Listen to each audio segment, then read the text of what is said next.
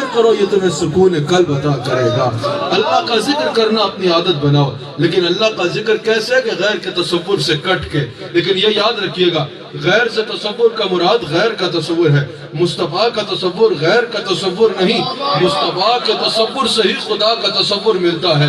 بلکہ اگر اللہ کا ذکر یوں بھی کرنا چاہتے ہو نا، جبریل امین حضور کی بارگاہ میں حاضر ہوئے، عرض کی یا رسول اللہ پتہ ہے اللہ نے آپ کو کتنا مقام عطا فرمایا ہے؟ یا رسول اللہ، اللہ نے آپ کے ذکر کو اپنا ذکر بنا لیا ہے۔ کرنے والا ذکر مصطفیٰ کر رہا ہوگا، نامہ اعمال میں ذکر مانتے جو بھی کر لو نام طائب ایمان ہو ہی نہیں سکتے۔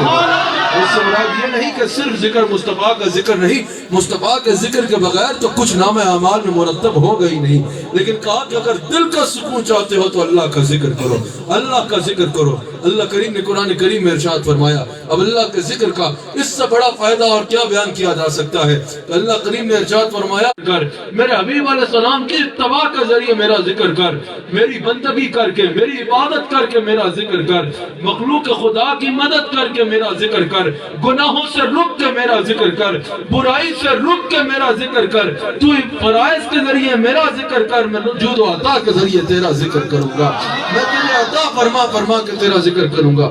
حضرت شیخ فرید الدین عطار رحمہ اللہ، انہوں نے ایک مرتبہ ارشاد فرمایا کہ مجھے ایک ایسی ساتھ کا علم ہے، ایک ایسے وقت کا علم ہے جس میں اللہ میرا ذکر کرتا ہے۔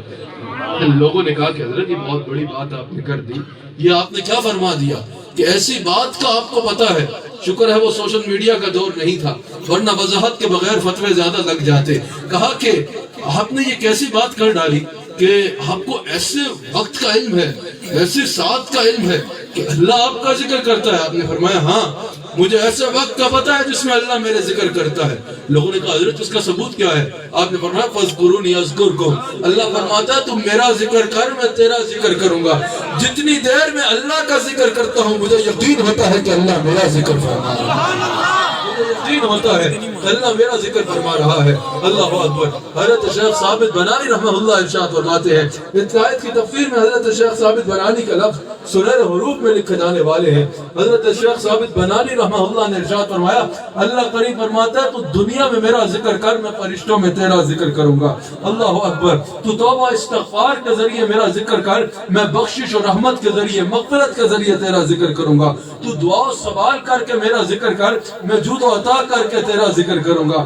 اللہ اکبر۔ تو اطاعت میری اطاعت اور میری فرمانبرداری کر کے میرا ذکر کر، میں تیرے بلندی درجات کر کے تیرا ذکر کروں گا۔ اور سب سے خوبصورت بات کہی، کہا کہ اللہ کریم نے فرمایا نا جو کہ فَاذْكُرُونِي أَذْكُرْكُمْ، اس سے مراد یہ بھی ہے تو اپنے اچھے وقت میں میرا ذکر کر، میں تیرے برے وقت میں تیرا ذکر کروں گا۔ تو اپنے اچھے وقت میں مجھے یاد کر، جب تیرے زندگی میں اچھا وقت ہونا، برے وقت میں تو ہر کسی کو اللہ یاد آ جاتا ہے نا، برے وقت میں تو ہر کوئی اللہ کو پکارتا ہے۔ وہ فرما رہے ہیں کہ اللہ فرماتا ہے تجھے پاس جب اچھا وقت ہونا، سکون کا وقت ہو، اس وقت تو میرا ذکر کرنا، تو اپنے اچھے وقت میں میرا ذکر کرنا، میں تیرے برے وقت میں تجھے یاد کروں گا۔ اگر آپ دنیا میں بھی کسی کو اپنے اچھے وقت میں یاد کریں نا، تو اگر وہ ذرا بھی اچھا انسان ہو تو اگر آپ پہ برا وقت آئے تو وہ آپ کو بھولے گا نہیں، وہ یاد رکھے گا کہ یہ اپنے اچھے وقت میں میرے ساتھ چلتا تھا، میرا ذکر کرتا تھا۔ وہ بے نیاز ہے، اس کو کسی کی حاجت نہیں ہے، اس کو کسی کے ذکر کی حاجت نہیں ہے، لیکن اس کی یہ شان ہے۔ وہ فرما رہا ہے تو یہ بات اب اچھا وقت ہونا تو مجھے یاد کر، اول تو تیرے پہ برا وقت آئے گا ہی نہیں۔ اگر کوئی آزمائش آ بھی گئی، اگر کوئی برا وقت آ بھی گیا تو پھر تنہا نہیں ہوگا، پھر تیرے برے وقت میں تیرا مددگار ہوں گا، میں تیرا ذکر کروں گا۔ اللہ اکبر۔ ہر وقت اللہ کا ذکر کرنا اپنی عادت بنا لیجئے۔ حضرت شیخ فرید الدین عطار رحمہ اللہ نے ذکر کی اقسام بھی بیان فرمائی، لیکن یہاں صوفیاء فرماتے ہیں، ہمارے مشائخ نقشبند نے بالخصوص کہا کہ ذکر کی 3 اقسام ہیں۔ سب سے پہلے ذکر باللسان ہے۔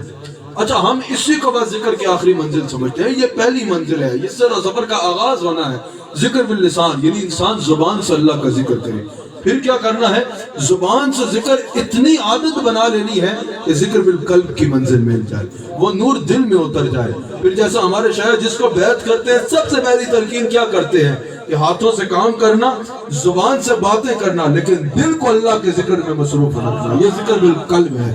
وہ کیسے ہوگا؟ کہ زبان اللہ کے ذکر کی اتنی عادی ہو جائے کہ جب دل دھڑکے نہ تو بھی اللہ اللہ اللہ کی صدا سے دھڑکے۔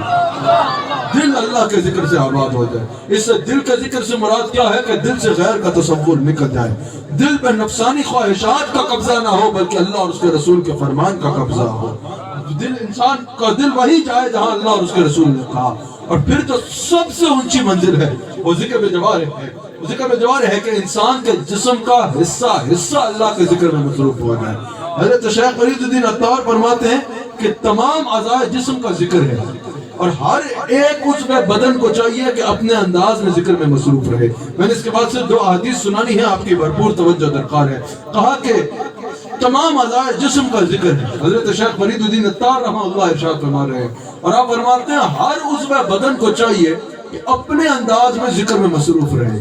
کہا کہ اجتماع قول حق, یعنی حق کی بات سننا, اچھی باتیں سننا اور بری باتیں نہ سننا, غیبت نہ سننا, یہ بلا وجہ کے گانے باجے نہ سننا, غلط چیزیں نہ سننا, یہ کان کا ذکر ہے, یہ کان کا ذکر ہے. پھر کہا کہ حق بات کرنا, سچی بات کرنا, لوگوں کو تکلیف نہ دینا, ہر وقت اللہ کا ذکر زبان سے کرنا, حضور پر درود و سلام بھیجنا, تبلیغ دین کرنا, یہ زبان کا ذکر ہے.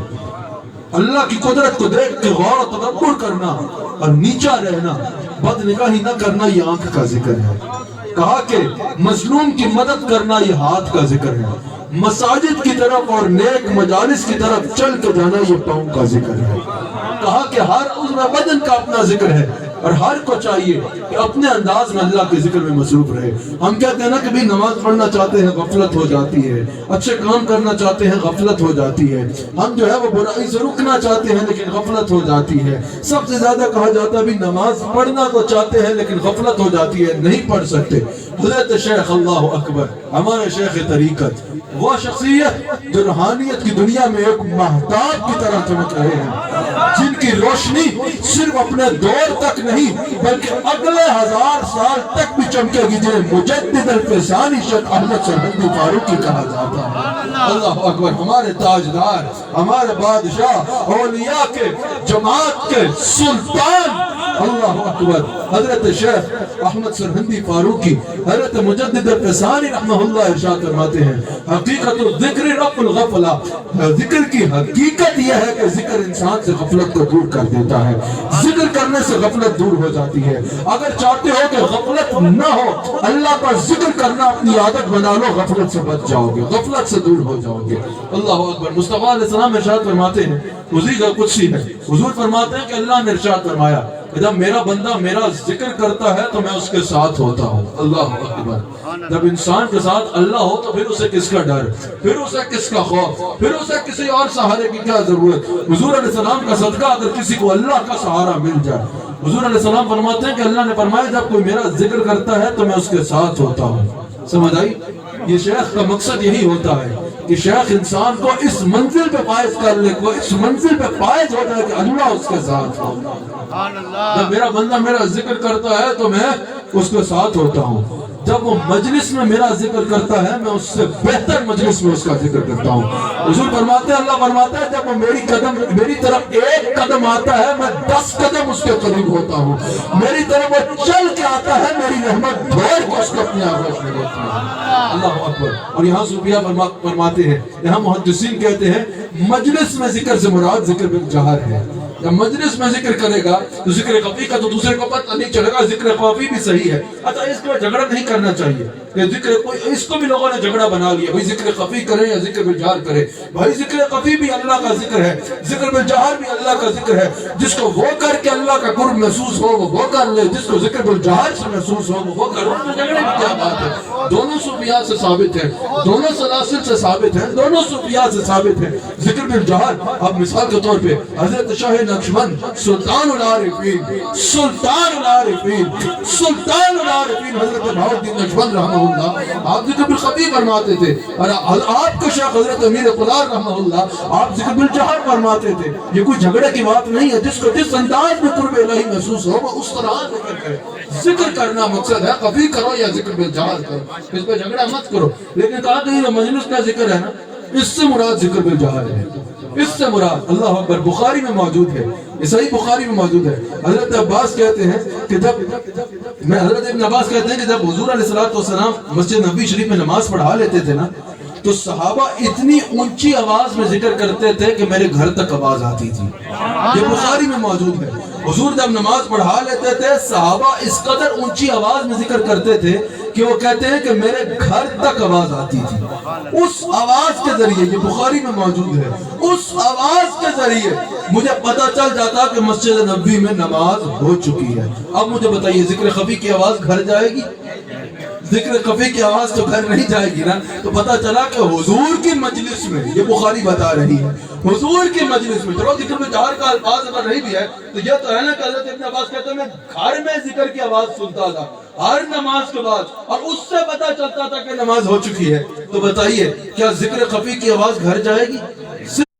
کہتے ہیں ذکر خفی کی حقیقت میں اس لیے عرض کر رہا ہوں، کیا ذکر خفی کی آواز گھر جائے گی؟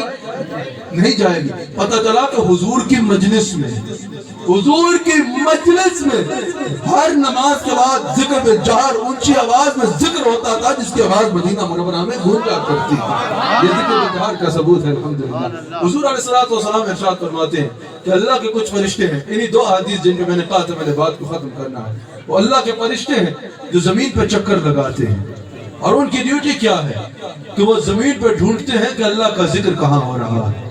اگر ان کو کوئی مجلس ذکر مل جائے نا، بخاری میں موجود ہے، اگر ان کو مجلس ذکر مل جائے تو وہ دوسرے فرشتوں کو آواز لگاتے ہیں، آ جاؤ جس کو تم تلاش کر رہے ہو وہ یہاں موجود ہے. وہاں اللہ کے فرشتے جمع ہو جاتے ہیں. اب اس مجلس کی رپورٹ لکھتے ہیں، اس مسجد کی رپورٹ لکھتے ہیں. اب ہم اگر کہیں نا کہ حضور علیہ السلام تک فرشتے درود پہنچاتے ہیں تو لوگ کہتے ہیں خود نہیں سن سکتے. ہم پوچھتے ہیں کہ اللہ خود نہیں دیکھ سکتا جو فرشتے رپورٹ پہنچا رہے ہیں؟ یہ ہر کسی کی ڈیوٹی لگی ہے، ورنہ اللہ خود سن سکتا ہے. اور ابن ماجہ میں موجود ہے، حضور فرماتے ہیں مجھ پہ کوئی کہیں سے بھی درود پڑتا ہے میں خود سنتا بھی ہوں اور جواب بھی دیتا ہوں. اچھا فرشتے اس کی رپورٹ لیتے ہیں اور لے کے اللہ کی بارگاہ میں جاتے ہیں، عرض کرتے ہیں یا اللہ فلاں مقام پر لوگ جمع تھے، تیرا ذکر کر رہے تھے، تیرے سے محبت کا اظہار کر رہے تھے. اللہ فرماتا ہے مجھے دیکھا؟ کہا دیکھا نہیں، بن دیکھے تجھ سے پیار کر رہے ہیں. جنت سے کی دعا مانگ رہے تھے. اللہ فرماتا ہے کہ انہوں نے جنت کو دیکھا؟ کہا دیکھا نہیں، یعنی تیرے حبیب کے بتانے پہ بغیر دیکھے ایمان رکھتے ہیں. اللہ فرماتا ہے گواہ ہو جاؤ جس کو وہ مانگ رہے ہیں انہیں دیا جائے گا. یا اللہ جہنم سے پناہ بھی مانگ رہے تھے. اللہ فرماتا ہے انہوں نے جہنم کو دیکھا؟ نہیں اللہ دیکھا نہیں، یعنی تیرے حبیب نے بتایا اور بغیر دیکھے ایمان لائے ہیں. غیر حضور نے سب کچھ بتایا. اللہ فرماتا ہے کہ حضور فرماتے ہیں اللہ فرماتا ہے کہ جس سے وہ پناہ مانگ رہے ہیں انہیں پناہ دی جائے گا، انہیں بخش دیا جائے گا. گواہ ہو جاؤ کہ انہیں بخش دیا جائے گا. ایک اور حدیث میں موجود ہے کہ جب بندے میرا ذکر کرتے ہیں اکٹھے ہو کے، حضور فرماتے ہیں آسمان سے ندا دی جاتی ہے اللہ کا ذکر کرنے والوں کو کہ یہ یہاں سے جدا بعد میں ہوں گے ان کے گناہوں کو نیکیوں میں پہلے تبدیل کر دیا. اللہ فرماتے ہیں ان کو معاف کر دیا جائے گا. اب بڑے غور سے سننا، بڑے غور سے سننا. ہم نقشبندیوں سے یہی ذکر اذکار ہی سننے کو زیادہ ملتا ہے. ہمارے مشائخ، اگر ہمارے مشائخ کا مطالعہ کیا جائے نا تعلیمات کا، تو 80% یا 90% تعلیمات یہی ہوں گی. ہر وقت اللہ اور اس کے رسول کا ذکر کرتے ہو تاکہ خیال غیر کی طرف جائے ہی نہیں، غیر کی طرف خیال جائے ہی نہیں. ہر وقت اللہ اور اس کے رسول کا ذکر کرو. تو کہا کہ بخاری کی حدیث قدسی میں آگے موجود ہے کہ فرشتے کہیں گے یا اللہ یہ تو تھے نا وہ جو ذکر کر رہے تھے جس طرح ہم یہاں بیٹھ کے ذکر کر رہے ہیں.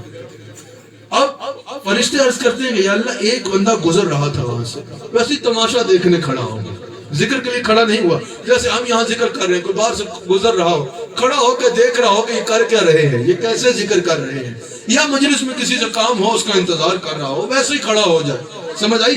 ذکر کے لیے نہیں آیا، ویسے ہی کھڑا ہو جائے. اللہ اکبر. یا اللہ ایک بندہ ویسے ہی کھڑا تھا، ذکر کے لیے نہیں آیا تھا، ایسے ہی یعنی تماشا دیکھ رہا تھا گویا کہ. اللہ کریم فرماتا ہے گواہ ہو جاؤ، اسے بھی بخش دیا گیا. اللہ والے نے یہ بیان فرمایا، ایک اللہ کے ولی یہ بیان فرما رہے تھے. یاد رکھنا گھنٹوں کی تقریریں ایک طرف، صرف علم ظاہر والے کی. علم نظر والا ایک جملہ ایسا کہہ دیتا ہے کہ سارے مضمون کو ایک جملے میں سمیٹ دیتا ہے، لیکن علم ظاہر کے بعد علم نظر ملتا ہے، وہ الگ بات ہے. خیر، حضور علیہ السلام کی حدیث یہ بیان کی اللہ والے نے. ایک شخص نے سوال کیا کہ حضرت دوائی دیکھنے کا کیا فائدہ، دوائی کھانے کا فائدہ ہے؟ وہ تو ذکر کر رہے تھے، ان کی بخشش تو بنتی ہے. یہ جو ذکر کیا ہی نہیں، ویسے ہی تماشا دیکھنے کھڑا ہو گیا، اس کی بخشش کس کھاتے میں؟ اللہ کو جواب سننا چاہو گے؟ جھوم اٹھو گے جواب سننے. کہا کہ جس نے ذکر کیا ہی نہیں، اس کی بخشش کس کھاتے میں ہوگی؟ وہ اللہ والے نے کیا کیا؟ کہا اچھا میرے پاس آ کے بیٹھ جاؤ. وہ آگے پاس بیٹھ گیا.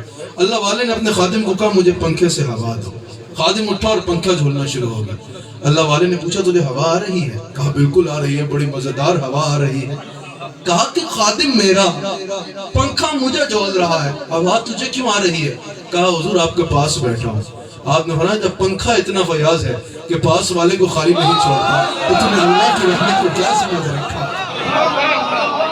جب پنکھا اتنا فیاض ہے کہ ساتھ والے کو خالی نہیں چھوڑ رہا تو تم اللہ کی رحمت کو کیا سمجھ بیٹھا ہے؟ اللہ فرماتا ہے کہ جب کوئی بندہ میرا ذکر کرتا ہے نا، کسی مجلس میں جمع ہوتے ہیں، میرا ذکر کرتے ہیں، وہ وہاں سے جدا بعد میں ہوتے ہیں، میں ان کے گناہوں کو پہلے معاف کرتا ہوں بلکہ گناہوں کو نیکیوں میں بدل دیتا ہوں. اچھا اللہ والے نے بیان کیا اللہ کا ذکر کرو گناہ نیکیوں میں بدل جائیں گے. آپ نے ہمارے شیخ سے بھی اکثر سنا ہے نا کہ اللہ کا ذکر کرو تمہارے بگڑے معاملات بہتر ہو جائیں گے، گناہ نیکیوں میں بدل جائیں گے. اللہ والے نے ایک نہیں کہا.